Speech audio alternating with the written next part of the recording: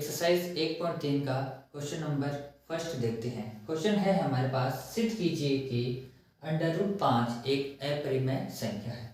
हमें यहाँ पे गौर करने वाली बात है कि अंडर के अंदर एक अभाज्य संख्या आ रही है, तो हम ये देख पाएंगे कि अंडर के अंदर अगर कोई भी अभाज्य संख्या आती है तो वो क्या होती है, अपरिमेय संख्या होती है। यानी यहाँ पे √2 भी हो सकता है, √3 भी हो सकता है, √5 भी हो सकता है, 7 भी हो सकता है, 11 भी हो सकता है। अंडर के अंदर अगर कोई अभाज्य संख्या आती है तो वो हमारे पास एक अपरिमेय संख्या होती है। हम इसको कैसे सिद्ध करेंगे? हम मान लेते हैं कि ये अपरिमेय नहीं है, ये एक परिमेय संख्या है। तो मान लेते हैं, माना √5 एक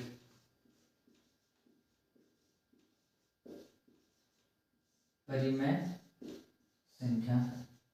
अब छोटी क्लासों में हमने पढ़ रखा है कि किसी भी परिमेय संख्या को हम a/b या p/q के रूप में लिख सकते हैं, जहां a तथा b दो सह अभाज्य पूर्णांक है।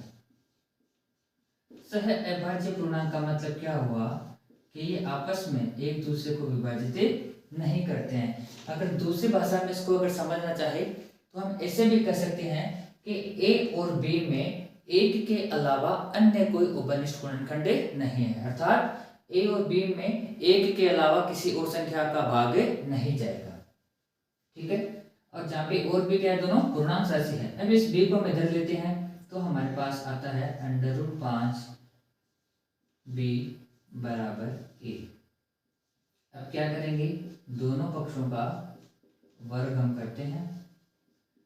दोनों पक्षों का वर्ग करने पर, तो जब दोनों पक्षों का वर्ग करेंगे तो हम जानते हैं कि अंडर वाली संख्या का कभी भी स्क्वायर करते हैं या वर्ग करते हैं तो अंडर हट जाता है और b का स्क्वायर आ जाएगा b² और इधर हमारे पास आ जाएगा a²। अब इस 5 को हम क्या करते हैं, इधर अपॉन में ले लेते हैं, तो b² बराबर a² बटे 5। यहां से हम देख पा रहे हैं कि a² है जो क्या होता है, 5 से विभाजित होता है।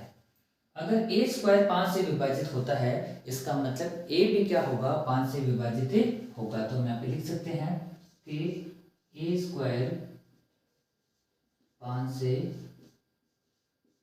विभाजित है,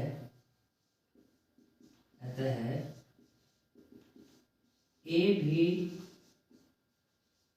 5 से विभाजित होगा। 5 से विभाजित होने का मतलब ये हो गया, हम ये कह सकते हैं स्थिति फर्स्ट है, हमारे पास ये ना फर्स्ट कंडीशन है। 5 से विभाजित होने का मतलब ये हो गया कि a का एक गुणनखंड क्या है, 5 है। गुणनखंड वह राशि होती है कि भी 5 का भाग इसमें पूरा पूरा चला जाता है, तो हम कह सकते हैं कि a का एक गुणनखंड 5 है। अब हम क्या करेंगे, यहाँ पे हम मान लेते हैं कि a बराबर 5c। ठीक है, अगर आपको अंडर में 2 दिया हुआ है तो आप यहाँ पे 2c मान सकते हो। अंडर में अगर 3 है तो यहाँ पे 3c मान सकते हो। अंडर में अगर 7 है तो 7c मान सकते हैं। ठीक है, जहां पे c क्या है अपना, जहां c एक पूर्णांक है। अब हम क्या करते हैं, इसका भी दोनों पक्षों का वर्ग करते हैं। तो हम लिख देते हैं दोनों पक्षों का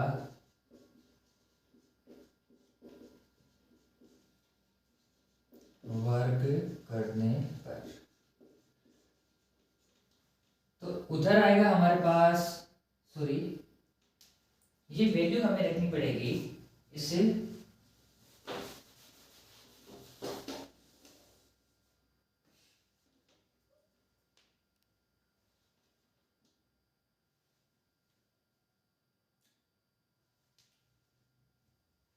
a बराबर 5 से मान लिया हमने, जहां c क्या है, एक पूर्णांक है। अब इसकी वैल्यू हम इसमें रखेंगे, इसको हम समीकरण 1 मान सकते हैं। तो जब इसमें वैल्यू रखेंगे तो हमारे पास आ जाएगा 5b² ऐसे कैसे आ जाएगा, और 1 की जगह जब 5c रखेंगे तो 5c पर क्या लगेगा, होल स्क्वायर लग जाएगा। तो हम कह सकते हैं 5b स्क्वायर, 5 का स्क्वायर 25 हो जाएगा और c का स्क्वायर c स्क्वायर, ये कट जाएगा 5 से। तो हमारे पास फाइनली क्या आ जाएगा, b स्क्वायर बराबर 5c स्क्वायर, या फिर कह सकते हैं b स्क्वायर बटे 5 बराबर c स्क्वायर। यहाँ से हमें पता चल रहा है कि b स्क्वायर भी किससे विभाजित होता है, 5 से विभाजित हो रहा है, अर्थात b भी किससे विभाजित होगा, 5 से विभाजित होगा। मतलब अगर 4 का स्क्वायर 2 से विभाजित हो रहा है तो ये 4 भी क्या होगा, 2 से विभाजित होगा। तो हम यहाँ कह सकते हैं कि b स्क्वायर 5 से विभाजित होता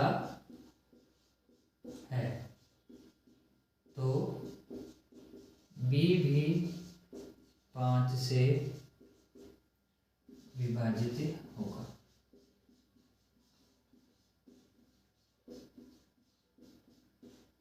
ये हमारे पास आ गई स्थिति सेकेंड। अब स्थिति फर्स्ट में हमने ये पाया कि a किससे विभाजित होता है, 5 से, और स्थिति सेकेंड में हमारे पास ये आया कि b भी 5 से विभाजित होता है। जबकि हमने यहाँ पे कल्पना की थी, माना था कि a तथा b दो सह अभाज्य पूर्णांक है, अर्थात इनमें एक के अलावा कोई भी उभयनिष्ठ गुणनखंड नहीं है।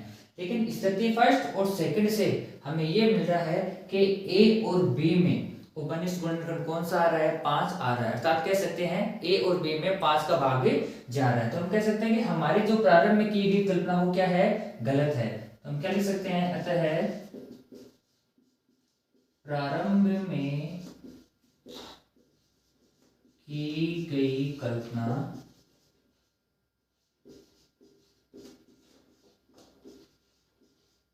गलत है।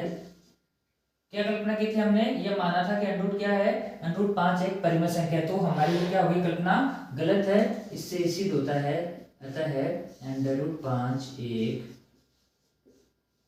अपरिमेय संख्या।